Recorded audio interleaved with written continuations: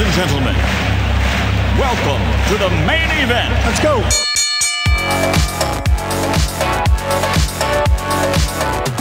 Round one, fight. Thank you for tuning in to the Crypto Street Podcast. Here are your hosts, Killer Whale, Prince, and Crypto Dale. And remember to tip your waitress. Hey everybody, welcome to Crypto Street Podcast. This is Crypto Dale coming to you from always my mom and dad's basement. Just kidding. In Iowa. Killer. Scrapping it. Doing well. I think according to a lot of our listeners, we're all in our mom's basements. All in our mom's basements. We've only been in crypto a couple months. We started the podcast on the day that we got into crypto. Yeah. So Prince. What's up, man? What's good? It's just a Sunday afternoon. Nothing too special going on. Reading week is coming. Hey, how's in. that name change working for you? Oh, having that garbage I lost that bet to, and USA is better than Canada. Fact. Women's hockey represent USA. Go for gold, Jeffy. Surprisingly, I haven't had too many people. Surprisingly, I haven't had too many people chirping me about it, so it's good. It's kind of just been flying under the radar. Surprises me a tinge. How's the weather going? Yeah, nothing special, nothing crappy. Just another day. You know what's funny with weather? Like, I've become such a weather wuss living out here in California. It's unbelievable. I mean, I grew up in the cold, and like it goes below 60 here, and I like panic. And everybody else does too. You see people in like Himalayan suits. It's ridiculous. You guys have it you're spoiled out there in California. Yeah. I remember that one episode, you're like, it's freezing. It's 45 degrees here. Yeah. I'm like, yeah. I look outside and there's a freaking dog taking a piss on a hydrant and he's frozen. Come on. Prince knows. I know. Yo, today's guest is I like to view him as the father of all altcoins. He's the guy that when you're selling the bottom, listeners, he is snatching that shit up so fast. It's been a long time coming, but finally got Needacoin on here. What's up, man? What's up, guys? Thanks for having me. Finally made it. Couple trial and errors there. Times didn't match up, but glad to be here. It should be fun. Yeah, I'm pumped. Love following you on Twitter. So let's just start in how we kind of start every episode with the guest's first time, because there'll be many times for you, I'm sure. Is how did you get into crypto? What was it that sparked your interest? Maybe just give a little background on yourself. Yeah, I was at work actually, and a guy was really into crypto, kept kind of talking about it, and finally decided to look at it, gave it a chance, and read the white papers, and I was hooked, man. As soon as I read those white papers, it was happening for me. Got in, sat on my Bitcoin a little bit, found Bitcoin Talk and altcoins, and that's where the party really started. So how long have you been in? I got in 2013. Started taking it a little more seriously right near the end of 2013, started 2014. That's kind of when altcoins in general started to get a little bit more attention, when Dogecoin was coming out and all that, right? So that was definitely a popular time for altcoins. So I wasn't around then, Needacoin. What was the alt landscape like? Was it pretty much just Doge and that was it? Or were there like kind of a decent number of legitimate looking projects at the time? Yeah, there's a bunch of projects all doing different things. You had your Purecoin and your Litecoins and on that. So there were definitely a lot of different coins. Dogecoin was right around the time when people started making silly coins, right? So we had like Mew Coin or Cat Coin and all that. So we had some really goofy stuff go on. It was really the wild, wild west. Like, this is very, very mild in comparison to what things used to be like. I seen a post earlier today about someone being excited 3 years ago about a black coin getting 10 BTC volume on the day. So, things have changed quite a bit since the start of altcoins, that's for sure. It's incredible. Yeah, it's just amazing to me to hear the difference from them. So did you start seems like everyone so far that's started way early like that, or right at the beginning, were you into mining or? No, not at all. Nah. Not at all. No, I didn't understand that process. I didn't even actually really care about that process, to be honest with you. I just kind of wanted to get as many Bitcoins as possible. And I wasn't about to give away money that I didn't have to buy equipment to try and get the Bitcoins. I just thought I'd go right in and grab the coins and go from there. And it wasn't until actually I found altcoins that I found another way besides just constantly putting money in to get more Bitcoin, right? Yeah, that's what everyone always says, just a means to get more Bitcoin. Yeah, off the start, it really was. I think now we have a lot more legitimate projects, way better future ahead of us than, in the beginning. It was a lot more doubt and stuff. And it was definitely a lot more to just gather more Bitcoins. You started to see a switch there in 2017 with people started to hold more altcoins. There's definitely a lot more hoarding in altcoins. Before it was, as soon as that pump came in, you took as much profit as you could and you waited until that next one was created, right? So I wasn't fortunate to be in the mining. I really didn't want to compete with guys like Not So Fast anyways. So that wasn't an interest of mine in the beginning. So yeah, just dove right in, grabbed some Bitcoin, sat on it, and tried to figure out how it worked. I was just going to say, when you read the white paper, like how much of it do you think actually sunk in the first read? Because I remember reading some of these myself, and I mean, I'm fairly tech literate, but not nearly as much as so many people in crypto. And so a lot of it just went like right over my head. But talk about a little bit like how that kind of registered with you, or how maybe it took a little time to sink in. Yeah, the way that the money system that he'd put in front of us was interesting to me. The tech stuff, I was kind of beyond me. When it came to people asking all the time, what happens if Bitcoin gets hacked? That wasn't really something I, could really speak on. It was more about how cheap it was and how efficient it was, how fast it was. Really, those kind of things are what appealed to me, right, in the original white papers. But yeah, no, not so much from the tech standpoint, to be completely honest with you.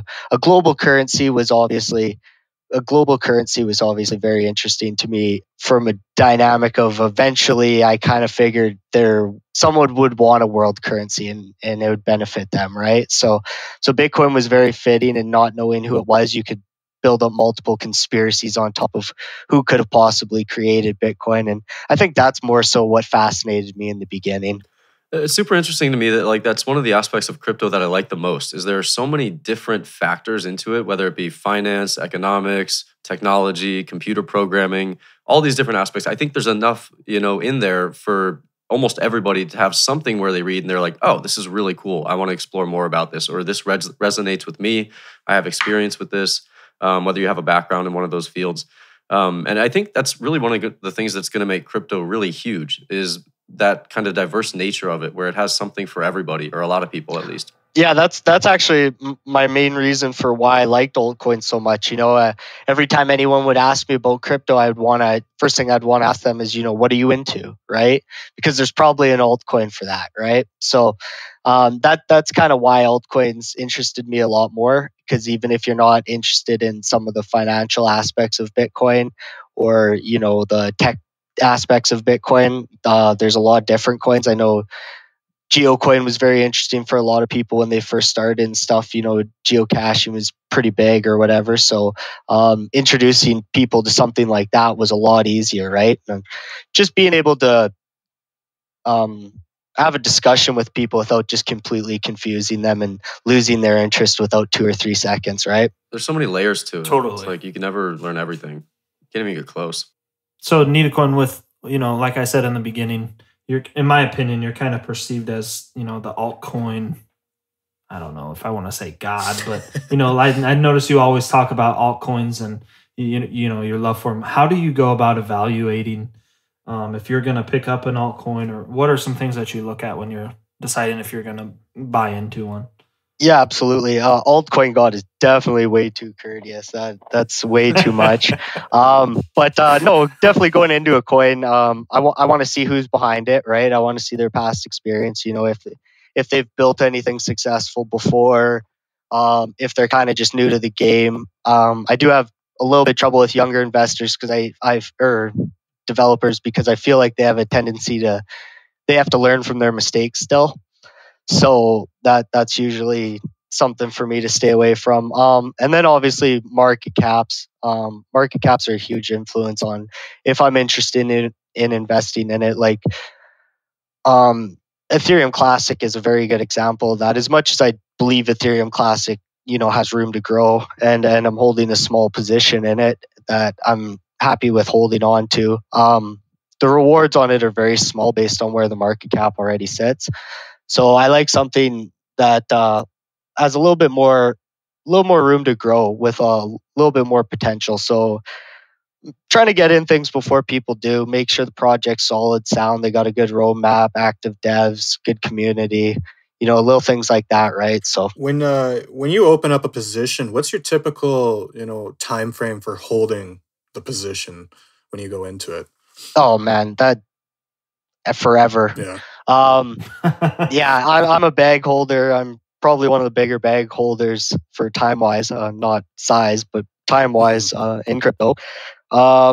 Reason being is because I don't think these things have maxed out yet. And when you look at a coin in the development, they're finally starting to progress into real world use where real world people are interested in them. So to get rid of now almost feels like getting rid of the start of Apple, So it's just a little too early. I know sometimes you see the pump go by and you miss it, and you feel really upset. But trust me, there's a lot of people who cashed out on 30-40% pumps before we just had this last altcoin run, and they lost out on a lot of money.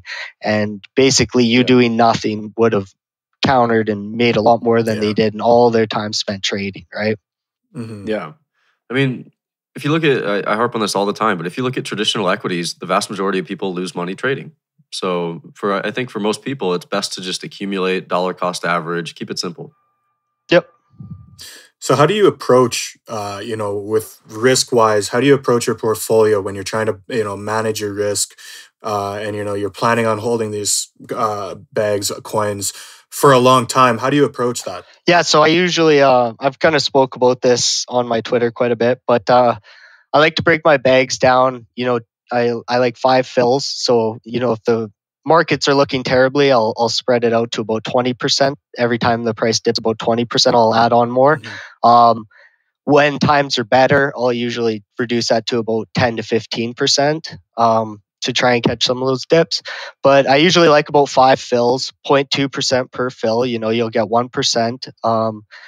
This gives you room for 500 bids, 100 coins, if that's something that you're interested in doing. And then you kind of just ride it out.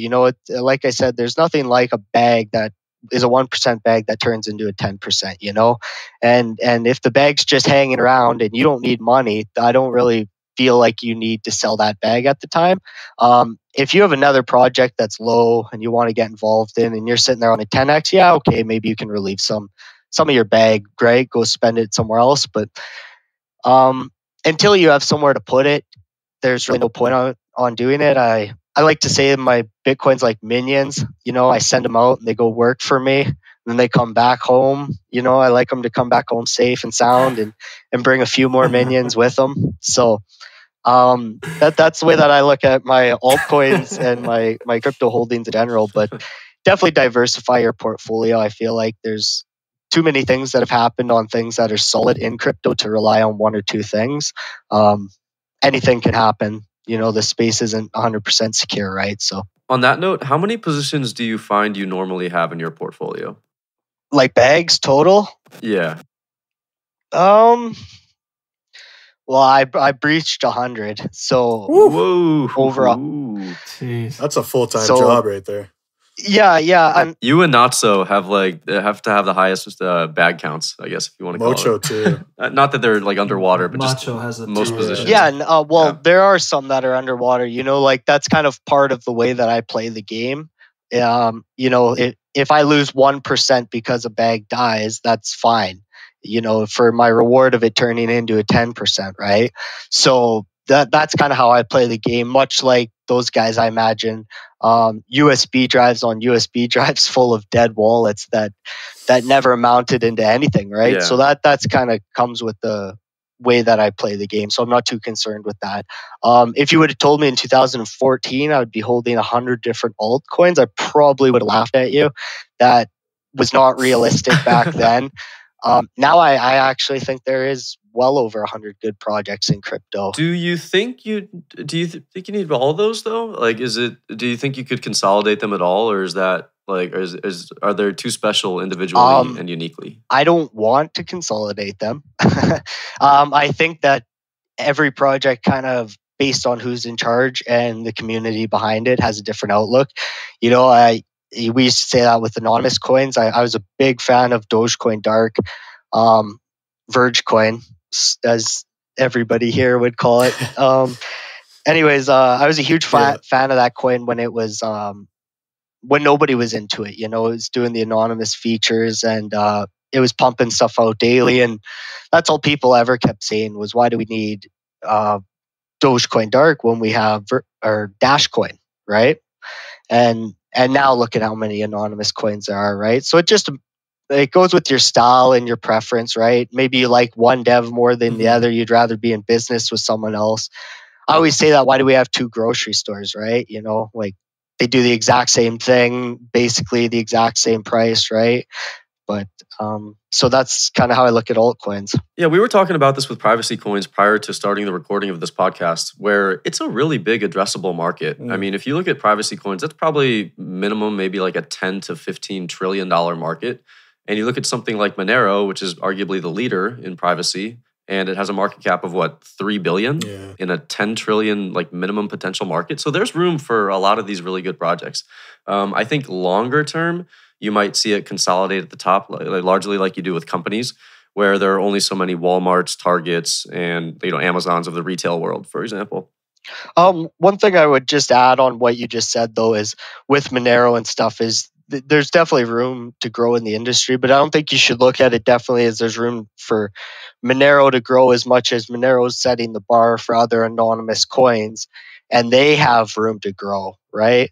So, you look at Dogecoin Dark, that was a one Satoshi play, right? So, you look at it now and there's a lot of room to move. I think that what you should be doing if you are looking at the anonymous coins is kind of looking at the up and comers, right? The ones who haven't maybe got recognized yet. The space is big enough for multiple ones. So anyways, that's my thoughts on the matter. Yeah, that's really interesting because that's a really good point that you made, that Monero is one of the bigger privacy coins, but that doesn't mean you're going to get the best returns by buying Monero today. You might very well get better returns buying something with a smaller market cap, despite the fact that Monero is perhaps a little bit further ahead, perhaps with a little bit larger community.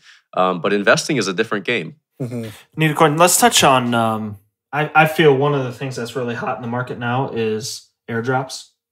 What are your thoughts on that? And do you try and utilize, take advantage of the airdrops, or give us your insight? To be completely honest with you, I don't utilize airdrops like I used to. I think there's money to be made there. I'm a fan of airdrops. I've seen them in the past work very well. I was a part of Decred airdrop and stuff like that. So, there's been a lot of very good, successful airdrops in the past.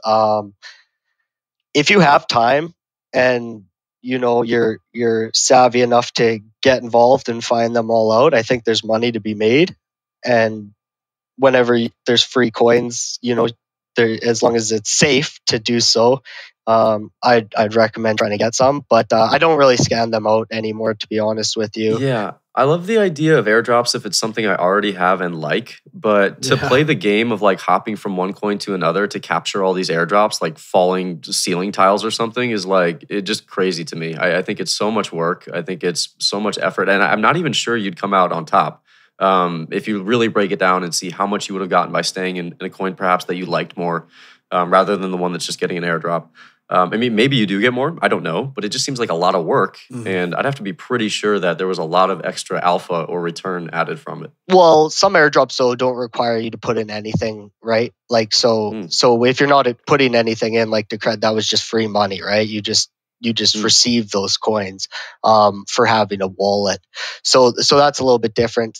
Chasing snapshots and stuff, that's a scary game. You're unless you're willing to hold the bag for a while, you could get burnt on that. I held Hunter Coin for quite a while. It pumped like crazy for the shy airdrop, and that's still not out, I don't believe. And that's like a year ago now, right?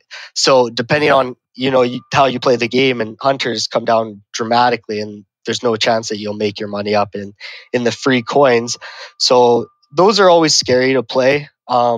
Usually prefer to get rid of my bag a few days before those ones, but airdrops, if you have the time and you're willing to put in the work for it, you can make some good money off there. If you're new and just starting out, that's a good way of starting out to get a little bit of a balance, right? That's what I've noticed a lot of, like with the snapshot airdrop stuff. That's what a lot of newer people are chasing after, which I do completely understand that, to try and build up the capital in their portfolio and whatnot. But just be careful. Yeah, you got to be very careful.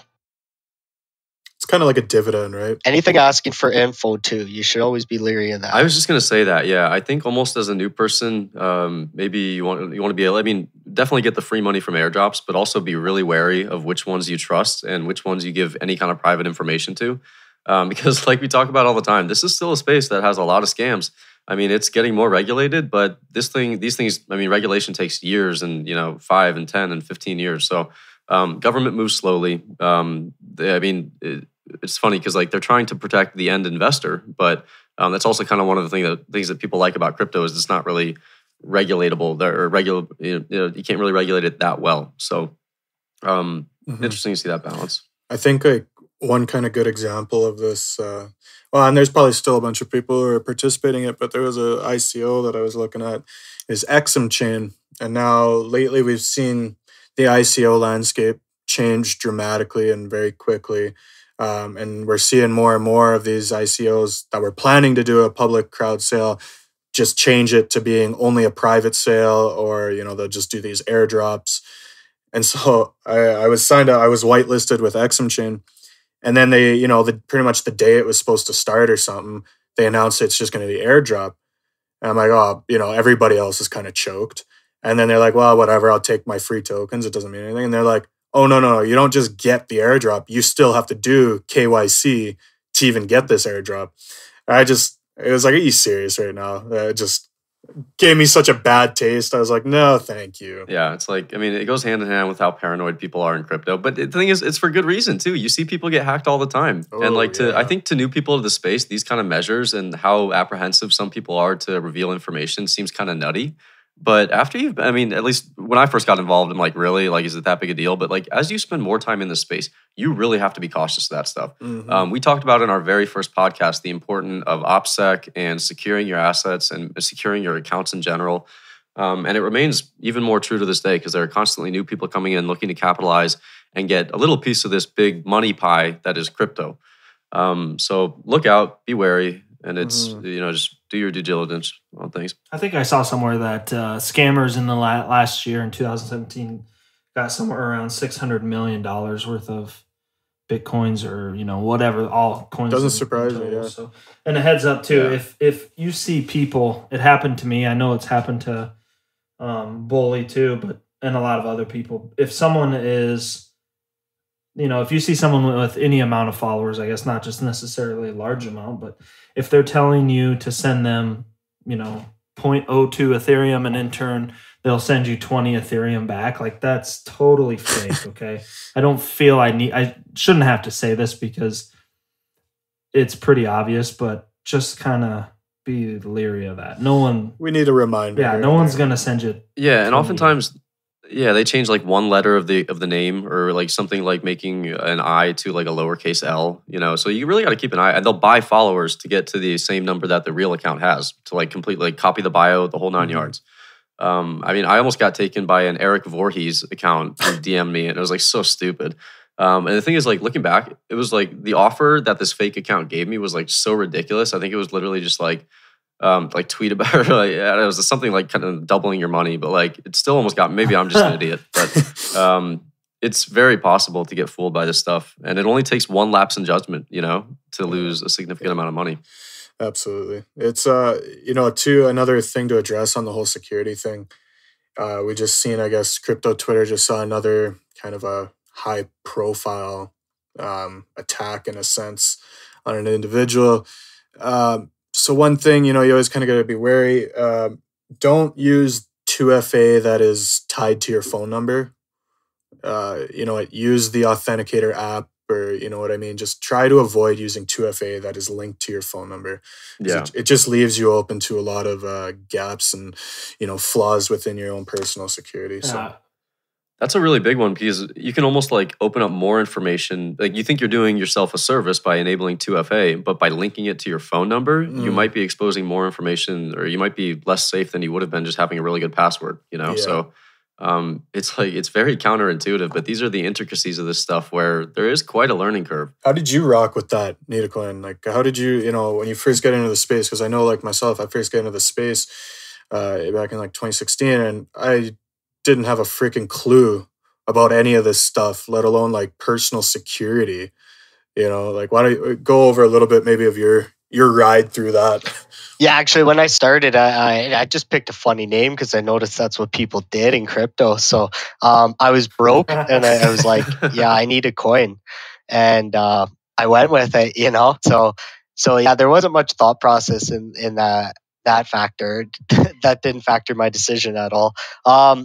As for security, I think just downloading minimal wallets. Not So Fast has a really good guide out on security that you can go and check out and stuff. I recommend everybody go look at that. But just being safe. Usually, if it sounds too good to be true, it usually is. I know there was someone impersonating me not long ago asking for.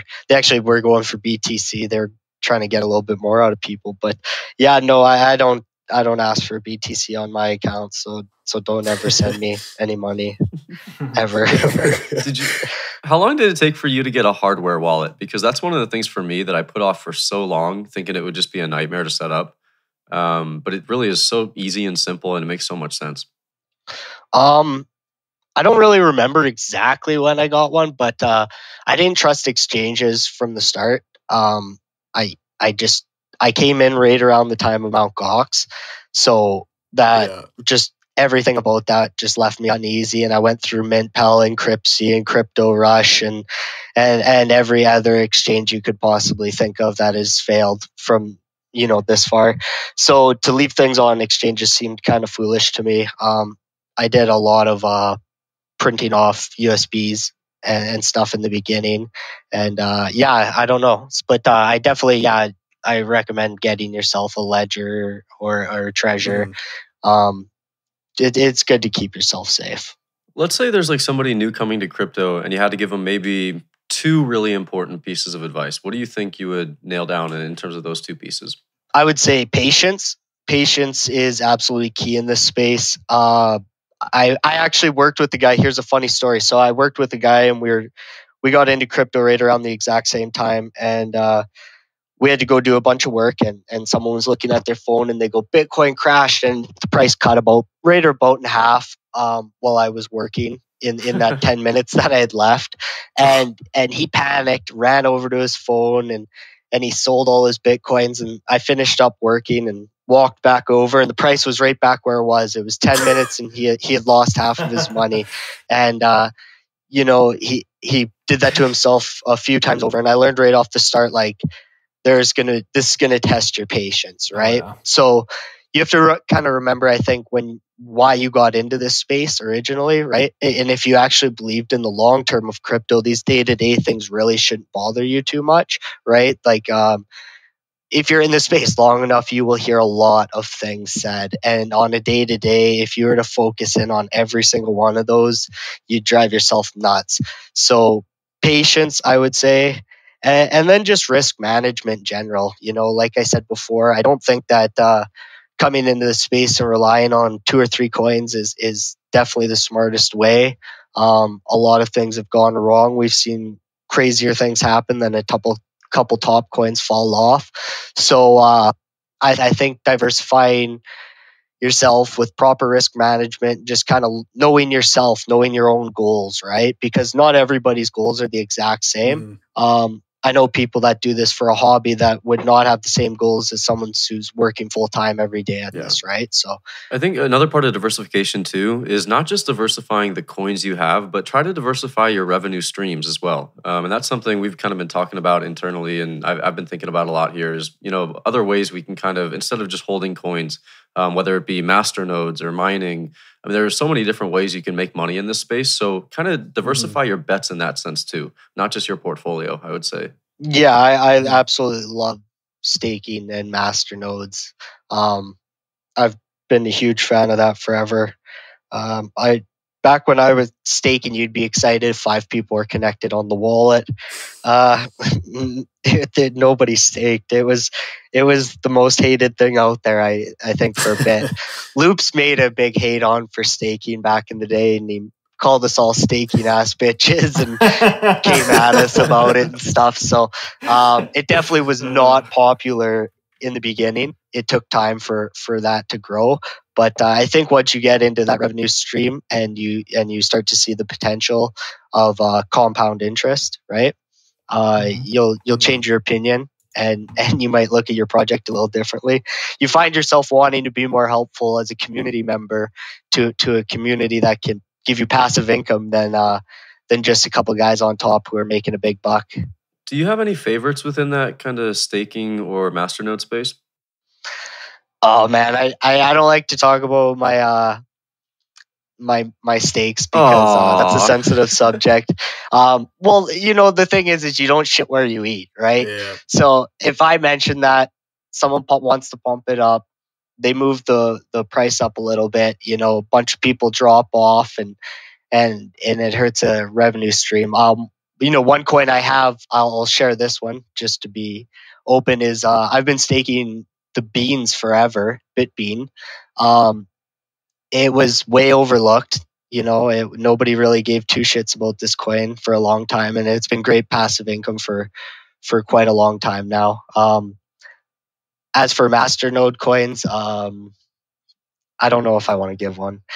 Just do your research. There's a lot of good coins out there that you can get into to give you good passive income. A couple things I will say is if the interest rate's too high, it's too good to be true. You're most likely, say if you buy at 200 Satoshis and the interest rate's really high, you might get your 33% in a month or whatever, but you'll most likely be selling that at 100 Satoshis, right? So don't get too... I see a lot of people suggesting me low coin supply, POS, masternodes. Those are great if, like I said, if the interest isn't high. If it's not, it's irrelevant. It doesn't mean anything. I think that when you're getting into those coins, you should follow how many people are staking them, how consistent they are. Are they adding? Are they kind of dropping off? Those are a couple good things to look at with masternodes without having to worry about what shitty bags Needacoin owns. I just find myself, because I think masternodes, the whole passive income thing, as we see crypto grow more and more, these whole passive income streams are going to become even more and more sought after by people. And I already know it kind of is a thing. I'll talk to my old man who'll go out to these big metals conferences, and there will be a lot of big time players, and in their own right. And that's what they talk about, is, there's a lot of these passive income opportunities within crypto. And we really got to be looking at this. And, staking in masternodes is something some of these guys are specifically looking at. They just want that. So I think a big thing with staking and masternodes that you kind of have to remember is it becomes a game of what you own, right? So nobody with a masternode, say they own multiple masternodes, they aren't about to just go shitting on the market, right? That they have income coming in consistently. They'll dribble you down some coins when they feel like it and whatever, but they're not about to just go ruining the market. So that's one thing that I noticed with masternode coins, and that's why a lot of richer people do tend to like those coins is look at Dash Coin, right? $14 coin. I remember, actually, I think when I first got into crypto, Dash was only about $7 to $10, which is insane to think about now. Yeah, I remember its first pump to $20. and everybody who bought at $20 was laughed at. Yeah. They're the biggest bag holders crypto had ever seen at that time, right? Yeah. So they were the laughing joke of the community for a long time, until the Masternodes became worth like $1.5 million a piece, and nobody was laughing anymore. That was that's my great white buffalo right there, Dash Coin, the one that got away. The great white buffalo. Yeah. I think that was a For me classic too. case of another coin that a lot of people love to hate. And now it's kind of just done so well that you can hate on it, but it's like whatever, because look at what it's done, Yeah, it's like at a certain point, the proof is in the pudding. Yeah. Where do you see crypto heading this year, Needacoin? What's your outlook for 2018? I think we have a lot of good things. I seen an article about how much VC money has been coming into this space, which is obviously a really good sign, right? I think we're going to see a lot more adoption from countries and stuff. There'll be more rules set in place and stuff by the end of this year. I think right now with us around 500 billion, that's extremely low. I see us way above $1 trillion by the end of this year. But crypto as a whole, I just see more projects coming out, man. I see, us hitting 25,000 coins or 2,500 coins this year. We've got so many coins. There's so many ideas out there. Crypto as a whole is just going to keep growing in that aspect. And just by bringing in kind of what I said in the beginning was by creating all these new coins that do different things, you bring in different types of people, right? So we're just going to see constant growth because of that little circulation. As for price of Bitcoin, honestly, I'm not too concerned. I get asked that a lot, and it's probably a good time to address it. I'm not too concerned because I'm trying to play against Bitcoin prices in Satoshis, right? So my goal is to get more Bitcoin through my altcoins. So sometimes when the prices of Bitcoin dip a little bit, so it's a little easier to accumulate and better gains and stuff. So do I want Bitcoin to be worth like 100,000 by the end of this year? Absolutely. Do I care if it stays at 10,000 all year? Absolutely. I don't care at all. Like, absolutely not. I want altcoins. I'm here kind of for altcoins, right? Market cap won't be as Bitcoin heavy as we continue to go on. It's 1 versus 1,600 right now. It's only going to get stronger. Perfect. Anyways, do you guys have anything else for Needacoin before we sign off? No, I learned a ton. That was awesome, man. Yeah, good stuff. Yeah, Needacoin, you got any parting words before we call her a day? Yeah, it was fun. Thanks, guys. I think just obviously times are tough right now, and Twitter's all sad and crying. Kind of grumpy, yeah. They get really pissed off at me for having a happy attitude on days like today.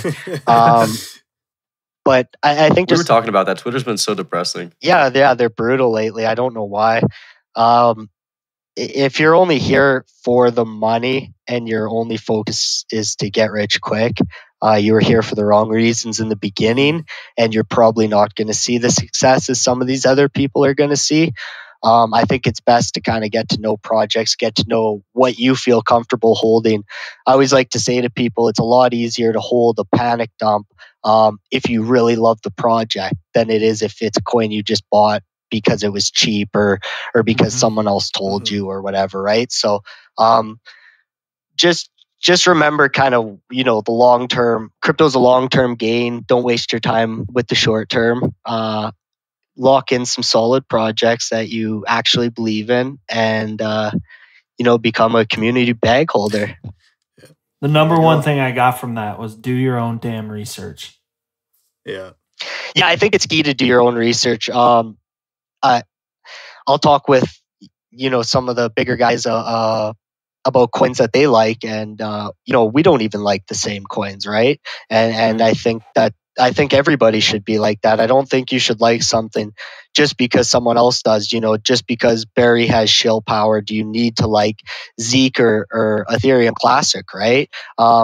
Zeke, you're just paying the founder's reward, and your reward is shit. Even if it does hit 60,000 this year, it'll be because of Bitcoin. It will not be because of Zeke. But I think that if you actually just invest in things that you like and whatever, you might be ahead of the trend, and you start to realize coins and patterns that you wouldn't necessarily see if you're just following someone else. So I always think that doing your own research is key. Very much. Love it. I think it puts a lot of what word am I looking for? A lot of stuff on your own plate. You can't, if something goes south, you can't pin the blame on someone else. That's how it has to be, right? Because and I think this is an issue we've seen is Twitter is getting so salty at certain people, and it's like, well, I followed your call, man. Now it's down, and I'm down all this money, and it's like, well, why the hell are you following his call? Like, did you do your own research? Did you put the effort in to figure it out why this might be a good buy or not? So yeah, it's on you. Right? Yeah, and everybody's position's different. I get people shitting on me about the altcoin calendar all the time, and everyone, it's been bad since January, since the start of this year in the crypto scene. But the old calendar is still sitting around 2x, 2.5x gains, somewhere in there, from December, right? So things aren't that bad. So everyone's position's different. Everyone looks at crypto differently. So I don't think that if you're going to follow someone, you're not in the exact same position as they are. So you're kind of wasting your time, right? Someone can hold something longer than you, or maybe they opt out of it really quickly and you're left holding the bag, right? It's no one but yourself in this. That's why you're holding your own coins. That's why we're doing Bitcoin in the first place, is for financial independence. So don't take a step backwards and just rely on somebody again. Yeah, good words. Well, everyone, thanks for listening. That does another awesome episode of Crypto Street Podcast with the godfather of all altcoins. So Needacoin, thanks again. It was awesome. Learned a shit ton. Thanks, man. As always. Everyone listening. No, thanks for having me on. Yeah, no problem. Thank you. I'm sure we'll have you again. So everyone take care. Tip your waitress. Thanks, Peace out. We'll talk to you soon.